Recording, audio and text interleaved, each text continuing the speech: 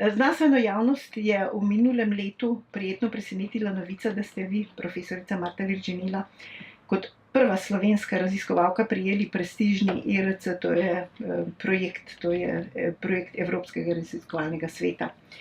In sicer v kategoriji že uveljavljenih raziskovalk in raziskovalcev. Gre za 5-letni projekt in prvi z področja družboslovnih znanosti in humanistike v Sloveniji sploh, ne. O tem smo sicer na kratko že poročali, ker pa gre za pomemben dosežek v močni konkurenci prijav vsega sveta, je prav, da temi posvetimo nekoliko več pozornosti. Seveda zato vas sprašujem, kako ste se odločili za prijavo na IRC. Raziskovalci namreč vedno poudarjajo, da so prijave v okviru te institucije izjemno zahtevne. Torej, odločila sem se za prijavo, ker mi jo je svetovala takrat še zaposlena Martina Tekavec, ki je spremljala, bom rekla, razpise raznovrstnih evropskih in drugih mednarodnih inštitucij in ugotavlja, da imam vse pogoje za to, da se na ta razpis prijavim. Moram reči, da sem za nek drug tip ERC-ja že prej konkurirala in takrat smo se bila sem predlagateljica z 2 zunanjimi partnerji in takrat dejansko tisti IRC se je že kvalificiral v najožjo skupino, to pomeni med 18, čeprav je bilo število potem financiranih manjše. Prav zaradi te, bom rekla, dokaj pozitivne izkušnje, zaradi katere sem tudi potem dobila en slovenski projekt kot nagrado,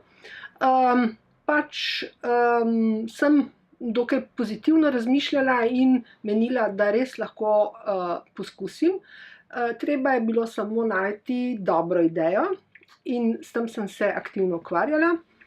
In lahko rečem, da ideja grobo mi je nekako prišla med vožnjo in to je tudi, bom rekla, en tak zanimiv detajl.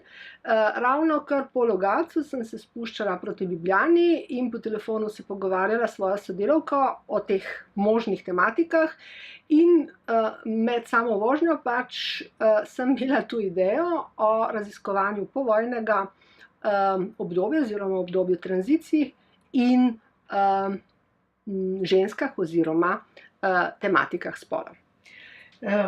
Zanimivo, da vam je kot prvi raziskovalki pri nas uspelo prav s področja humanistike, ne.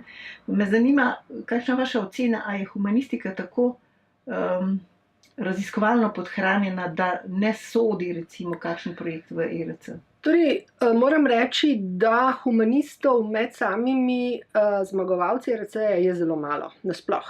In tudi družboslovcev, in tu ne mislim, bom rekla, skorajda v vseh evropskih državah. Razmerje med humanistiko, družboslovjem in naravoslovnimi znanostmi je zelo neugodno.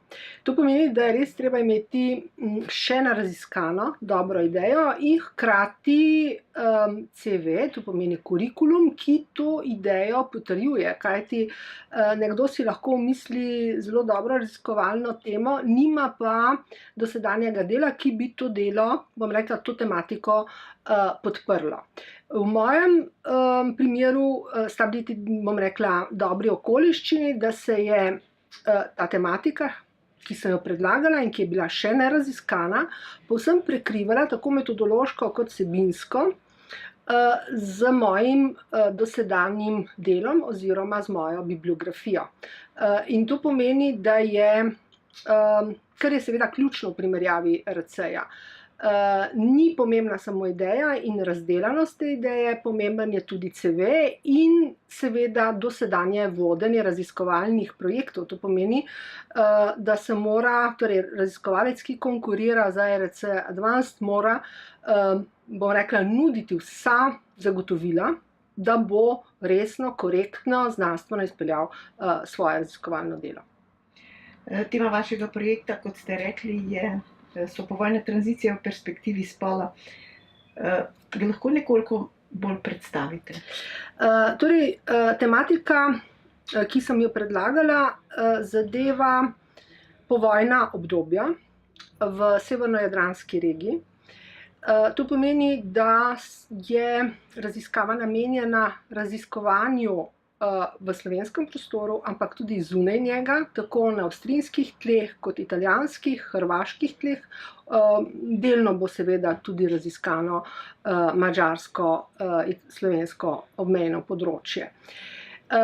Zakaj ta prostor? Zakaj? Zato, ker so se v tem prostoru zgodile vsaj 3 pomembne tranzicije v 20. stoletju, po prvi svetovni vojni, po drugi svetovni vojni in v delu tega prostora tudi v 90. letih. Če gledamo seveda na določitev državnih meja, imamo 3-krat spremenjene državne meje in hkrati seveda tudi pomembne, zelo prelomne politične, ideološke spremembe. V teh tranzicijah me je zanimalo seveda in me zanima ugotoviti, kaj se je dogajalo z žensko populacijo, kako so ženske ta povojna obdobja doživljala, kakšne so bile njihove vloge, kaj se je dogajalo tako v zasebni kot v javni sferi. Zdaj seveda vseh tematik se ne bo dalo na novo raziskati. Nekatere tematike so bile že raziskane in naša raziskovalna skupina v tem trenutku mapira, ugotavlja, kaj je bilo raziskano, kaj pa bo treba še raziskati. No pa vendar, kaj mislite, da je recimo strani ocenjevalcev projekta ERC bilo na nek način toliko prelomno ali pomembno, da so prav se zagreli za ta projekt? Torej, nasplošno vemo, da je raziskovanje zgodovine žensk zelo pomanjkljivo. Ampak mislim, da to, kar je ocenjevalce prepričalo, je bila ugotovitev, da politološke študije, sociološke študije zelo sinhrono raziskujejo tematiko tranzicije in da doslej v bistvu niso tranzicij raziskale znotraj zgodovine dolgega trajanja, kar pa predlaga ta moj projekt. Torej, pomembna je bila ugotovitev pomanjkljivosti pristopa in torej ponudba nekega novega tudi konceptualnega aparata oziroma neke spojitve med zgodovinopisjem in družboslovjem. Kako pa sicer tranzicijska obdobja, če izvzamem vsaka, lahko vplivajo na spremembo družbenih vzorcev, če sploh vplivajo? Namera tega projekta je raziskati na različnih ravneh. Spremembe se dogajajo in so se zgodile nedvomno na institucionalni ravni, ampak dobro vemo, da spremembe na mentalitetni ravni, spremembe v kulturi, spremembe v miselnosti so težje dosegljive in izziv tega projekta bo v bistvu preveriti, kako se institucionalne spremembe kažejo potem v miselnosti ženske populacije. Recimo, ko bo projekt končan, lahko predvidevate, kako se je recimo ta emancipatorni naboj v omenjenih tranzicijskih obdobjih in v teh različnih državah spreminjal, če se je sploh spreminjal ali ga je kaj zaviralo? Tudi to, kar bo zanimivo, bo vsekakor primerjava med avstrijsko, italijansko, slovensko-hrvaško situacijo. Zagotovo če vzamemo samo v pretres tranzicijo po letu 1945 oziroma povojno obdobje po drugi svetovni vojni, vemo, da se položaj ženske, da je bil dokaj raznolik v teh regijah oziroma v teh sosednjih državah in z raznovrstnimi kazalci bomo seveda poskušali ugotoviti, kje so bile te razlike, kaj se je dogajalo, ne samo na deklarativni ravni, ampak denimo na trgu dela. In trg dela bomo raziskali v vseh treh obdobjih, tako po prvi svetovni vojni kot po drugi in v 90. letih. Vemo, da so se dogajale strukturne spremembe, nenazadnje tudi v 90. letih, ko je razpadla razpadla slovenska tekstilna industrija in del ženske delovne sile, zlasti v obmejnih področjih, ki so nedvomno naše privilegirano področje, je našel nek izhod iz večkrat hude gospodarske krize v sosednjih državah, zaposlitvijo večkrat prav v zasebnem sektorju v obliki plačanega hišnega dela. A to pa lahko pomeni, da recimo, če vzamete, obdelovali boste to severno-jadransko regijo, ne? Recimo ta bolj zahodni del, da je doživljal več nekih sprememb, recimo pogojno rečeno pozitivnih, medtem ko so arhaične oblike na tem vzhodnem delu pa bolj nekako trdovratne. Tudi zagotovo je ta slovenska zahodna meja, vedno, ko raziskujemo mejna področja, se moramo zavedati, da je v tem primeru zahodna slovenska meja, če govorimo o meji med Italijo in Slovenijo, na drugi strani pa italijanska vzhodna meja. Zagotovo, torej primorski prostor je, mobilnost v tem primorskem prostoru je bila visoka in seveda prihajalo je tudi do prisilnih, zelo bolečih migracij in to ne samo v smeri recimo iz Istre v smeri Italije, ampak dobro vemo v času fašizma tudi iz Primorske na jugoslovanska tla. Ta premešanja prebivalstva so pa tudi v bistvu potem spodbujala normalizacijo odnosov in seveda, za kar so poskrbele tudi politične elite, kajti res uporabljamo etiketo, paradigmo železne meje oziroma tiste ideološke meje, ki je ločevala vzhodno od zahodne Evrope, ampak dobro vemo recimo, da ta meja zlasti na Primorskem, torej ta italijansko-jugoslovanska meja, danes italijansko-slovenska meja, je bila v bistvu pretočna. A potem recimo bolj agrarni oziroma ruralni predeli ohranjajo bolj arhaične vzorce?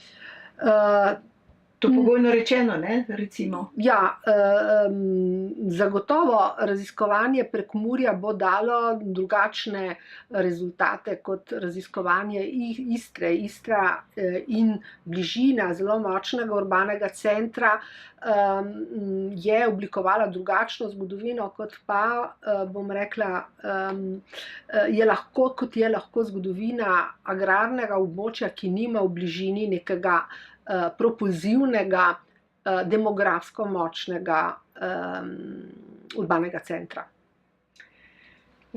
Profesorica Verđenila, poglejte, kot razumem, gre za nek transnacionalni pristop v tej raziskavi, nekako križno-zgodovinski način proučevanja, kar se mi zdi, da je vsekakor novost v našem prostoru.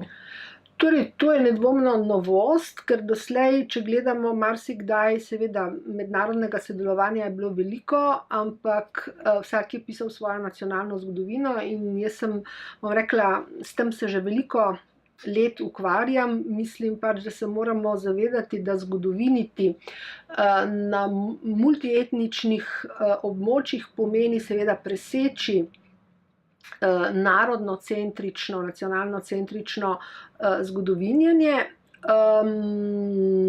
kar se da seveda najbolje v raziskovalni skupini, ki vseskozi dela bom rekla, v zelo tesnih medsebojnih stikih. To seveda, da so v to raziskovalno skupino vključeni tako trenutno zaenkrat avstrijska raziskovalka, italijanski raziskovalec, hrvaška raziskovalka in hkrati, da imamo v tej skupini nekaj tudi večjezičnih raziskovalcev, ki obvladajo jezike virov in celotnega tega območja. To so pogoji, s katerimi, bom rekla, pripravljamo en tak transnacionalni pristop in poskus obravnavati to regijo ne samo znotraj nacionalnih okvirov, ampak tudi, bom rekla, v njeni geografski celovitosti. to, če razumem, je nekakšna vaša jedrna skupina, ne, teh raziskovalk. Ampak me zanima, boste še koga na novo zaposlili, morda kakšne slovenske raziskovalce ali pa... Torej, trenutno nas je na projektu 11 z različnimi, bomo rekla, kvotami. Moja jedrna skupina je sestavljena iz 4-5 raziskovalk. In glede seveda na tematike, glede na to, kako bodo posamezne teme obdelane, bo lahko nastal seveda še prostor za kakšno novo pogodbo oziroma kako novo zaposlitev. No, in kot ste omenili, taka raziskava zahteva veliko terenskega dela. Kako se boste tega lotili tudi z vidika proučevanja različnih regij? Torej, to raziskovanje že poteka, tu so pač nekateri, to bom rekla, vsi doslej so uveljavljeni znanstveniki, ki so doma v arhivih tega območja, tako na Dunaju kot v Trstu, v Rimu, in z tega vidika so stvari, in tudi na Hrvaškem. In z tega vidika pač raziskava že teče, gradivo se že zbira in zagnali smo stroj. No, gre za veliko obsežno študijo in temeljito, pa se postavlja vprašanje, koliko bi bile take ugotovitve primerljive ali pa vse metodološko uporabne v drugih, morda primerljivih okoljih. No, ravno ker sem bila v Parizu in ugotovila, da v tamkajšnjih knjigarnah prodajajo zanimivo študijo o francosko-nemški zgodovini Prve svetovne vojne. Žal take knjige, ki bi bila pisana na tak transnacionalni način, za Soško fronto nimamo. Kar pomeni pač, da tu orjemo ledino. In nedvomno bodo te naše študije, bom rekla, pomemben doprinos pisanju navzkrižne zgodovine na evropskih tleh. No, po drugi strani pa se odpira tudi razmislek, koliko so sedanji koncepti, ki jih ponujajo politične razlage, in pa tudi samo zgodovinopisje primerni za interpretacijo povojnega obdobja. In seveda me zanima, a je bila študija tega področja tudi v akademskem okolju kdaj deležna pozornosti, ker konec koncev se na tem področju so se dogajale res velike spremembe. In pa kako to, da jih ne politika, ne zgodovinopisje nista natančne detektirala, vsaj iz razlage pomembnosti vloge spola, ne?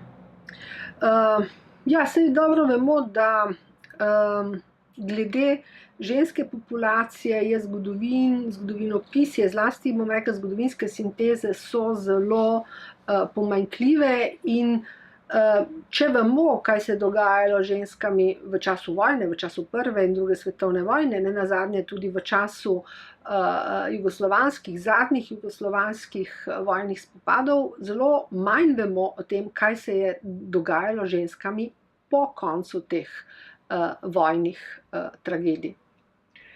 No, in kot je razumeti, ne, sega študija na področje nekako historične antropologije, ne, in pa socialne komparativne zgodovine, torej gre za izrazito interdisciplinaren pristop.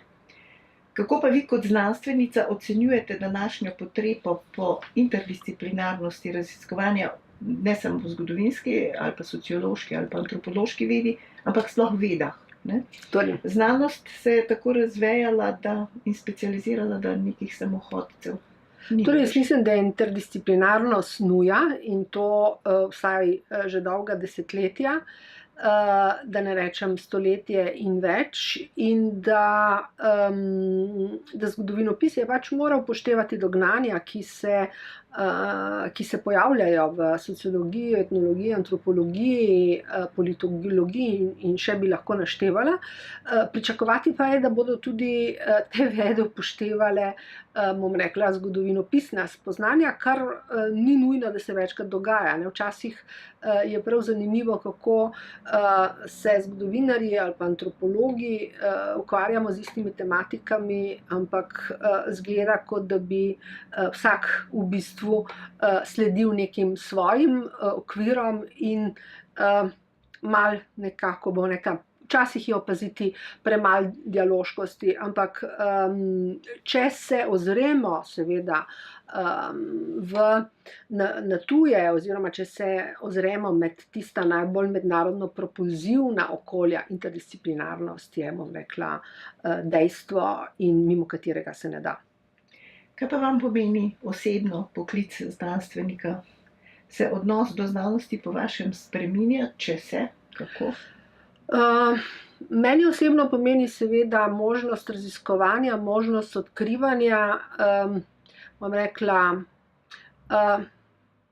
realizacija nekega čara odkritja in vsakič, ko imam za to možnost bodisi dela v arhivu ali pa dela tudi z objavljenimi viri in je to meni veliko zadoščenje, veliko bom rekla veselje, odkrivanje nečesa, kar nihče drug pred mano ni naredil. To je zame v bistvu zelo pomemben moment. Mene ne zanima aplikacija nekih, bom rekla, zunanjih odkritij in odkrivanja iste tematike v slovenskem prostoru. Ne, mene zanima pač, ko je rekla, neka samostojna raziskovalna pot, ki pa ne mora seveda mimo, ki mora biti vse skozi v dialogu z najpomembnejšimi mednarodnimi trendi. Zdaj seveda vprašanje, kako je to recipirano v slovenskem prostoru, kakšen je odnos do znanosti v našem okolju, žal bom rekla zelo slab. Žal je slovenska znanost maltretirana. Glede na sredstva, ki politika odmerja, mislim, da so rezultati izredno dobri. Tako da je v bistvu včasih res žalostno ugotoviti, da Slovenija ima odlične znanstvenike, Slovenija ima odlične pogoje za to, da slovenska znanost uspeva, nima pa tiste finančne, bom rekla, podlage in suporta, ki bi jo lahko pričakovali tudi bom rekla, od tako mlade in male države, ki bi se morala zavedati pač, kolikšen je pomen znanosti in kakšno presežno vrednost predstavlja slovenska znanost. Ja, se je zanimivo, ne? Že nekaj let se znanstveniki bojujete s finančno podhranjenostjo, ne? Po drugi strani pa se od vas v vse bolj v zaostrenih razmerah tudi zahteva, da ste konkurenčni na trgu, da ste uspešni pri pridobivanju evropskih sredstev, tudi sredstev strani gospodarstva in tako naprej. Kako potem sploh lahko zadostite nekim zahtevam tudi v kontekstu tega, kar ste prej govorili o pomenu in pa osebnem odnosu do znanstvenega raziskovanja? Ja, kot pravim, pogoji dela so zelo neugodni. Jaz bi tu poudarila, da so pogoji zelo neugodni zlasti za mlade, zlasti za tiste, ki niso še umeščeni v akademsko okolje. In do teh ljudi je država nedvomno izredno krivična. To, da so vse skozi na trgu in da je njihovo preživetje tako negotovo, pomeni v bistvu en tak izredno mačehovski odnos do nadarjenih, do univerzitetno, najbolj bom rekla, kakovostno univerzitetno izšolanih ljudi. In ta prekernost, torej jaz mislim, da mogoče v prvi fazi tranzicije je bila ta sprostitev trga znanstvenega dela mogoče potrebna, ker res v nekaterih inštitucijah so sedeli ljudje, ki niso bili pripravljeni pač zastaviti svojega znanja, ampak prišli smo v čisto drug ekstrem in ta ekstrem ustvarja nemogoče, bom rekla, pogoje dela. No, odliv najboljših kadrov, to je v bistvu govor, o tem je stalnica pri nas, ne, vsaj zadnja leta. Res je, da se o tem bolj govori na polju humanistike in pa, oziroma naravoslovja in pa tehnike. Pa me zanima, ali se s tem problemom soočate tudi v družboslovju in humanistiki in kaj bi po vašem bilo potrebno ukreniti? No, torej seveda, mislim, v trenutku, ko ERC projekt omogoča realizacijo tega projekta na katerikoli univerzi in pogoji, ki jih nudijo tuje univerze, so neprimerno boljše, tako bom rekla pri izkoristku plače kot materialnih pogojih. Mislim, da ogromno slovenskih znanstvenikov iz čiste navezanosti do svojega doma, do svoje domovine vztrajajo, ampak jaz razumem seveda vse tiste mlade, ki izberejo boljše pogoje in ki izbirajo seveda tudi boljše materialne pogoje. To, da so okviri slovenskega javnega sektorja tako ozki, to recimo, da jaz ne morem nagraditi svojih sodelavk, ki so bile odločilne pri sami prijavi, torej, da imajo neke mizerne raziskovalne plače, to je v bistvu velika krivica, ampak dobro vemo, v bistvu neka uravnilovka, ki jo nenazadnje tudi, bom rekla, zagovarjajo včasih tudi šolski sindikati, je po mojem seveda neprimerna prav do tistih, oziroma kar bom rekla, ne nagrajuje tiste najboljše, ki se lahko z veliko lahkoto zaposlijo tudi v tujini. In razumljivo je, in mislim, da bo tega čedalje več, če ne bo prišlo do določenih korektivov. A vam recimo ta projekt ERC daje nek nov polet v raziskovanju? Torej, zagotovo daje meni osebno ta nov polet, da lahko zmanjšala sem svojo pedagoško obremenjenost in to pomeni, da se lahko v naslednjih 5 letih bom v večji meri posvečala raziskovanju. Iskanje v vseh teh letih, seveda moj občutek, moje zadovoljstvo s tem, kar sem delala, je bilo manjše, kot bi lahko bilo, ker je časa za raziskovanje meni osebno vedno primanjkovalo in torej tudi za dosego tiste kvalitete, ki si jo jaz kot raziskovalka zastavljam. Torej upam, da bom imela boljše pogoje, zato seveda sem tudi prijavljena, drugače, glede na to, da ni nobenih finančnih gratifikacij, bi lahko preživljala raje recimo od pomladi in poletja na plažah in se sončila, kot pa delala, glede na to, da ni nobenih materialnih gratifikacij. Ampak, kot pravim, vsi mi pač, ki raziskujemo zaradi, bom rekla, nekega znanstvenega poslanstva, zaradi nekega zadovoljstva, ki ga imamo in upam seveda, da bom tega zadovoljstva imela znotraj, vsaj v okviru tega projekta več, kot sem ga imela v zadnjih 20 letih v, bom rekla, ostalih slovenskih projektih in pač ob pedagoškem delu. Kot znanstvenica imate tudi veliko mednarodnih stikov, kar je seveda za uspešnega znanstvenika neobhoden pogoj. Kako ocenjujete odnos do znanosti v okoljih, ki jih poznate, in pa odnos, ki ga doživljate v Sloveniji? Tu mislim predvsem odnos strukturnih politik, gospodarstva, pa konec koncev tudi širše javnosti. Torej, jaz mislim, da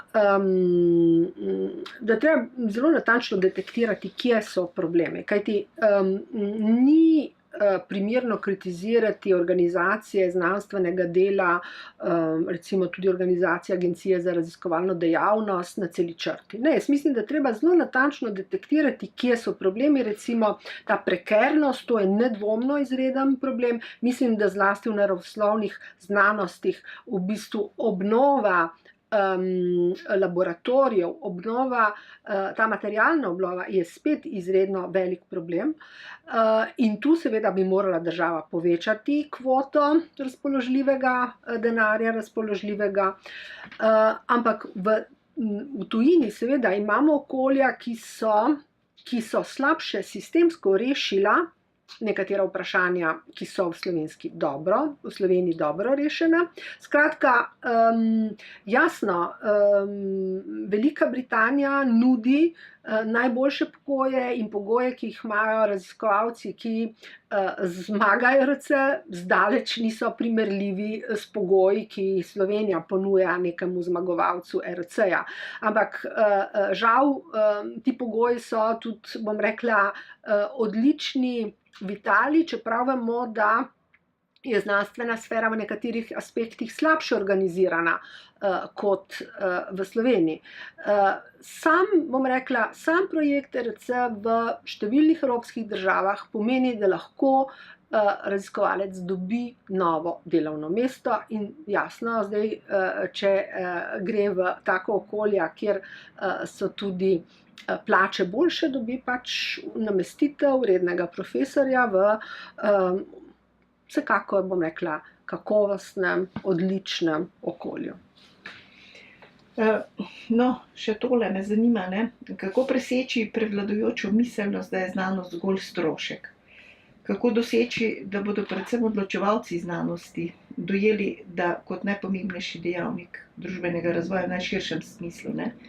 Take družbe poznamo, na nekatere se tudi sklicujemo, ko govorimo o strukturnih spremembah v kontekstu razvoja, žativni ravni.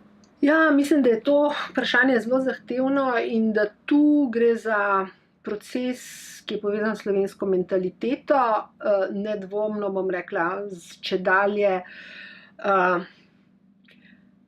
šibkejšo strukturo same politike, s vprašanjem seveda, kdo vstopa v politiko in tudi s vprašanjem, kdo oblikuje slovensko javno mnenje. To vprašanje je povezano seveda z širjenjem populistične mentalitete. Veste, če v bistvu pomembni politik reče, da na univerzah profesorji delajo 4-6 ur na teden, je jasno, da širi izredno negativno mnenje o akademskem učnem kadru in to je ustvarjanje klime, v kateri se potem ocenjuje in omalovažuje tudi delo znanstvenikov, univerzitetnih profesorjev, raziskovalcev, docentov.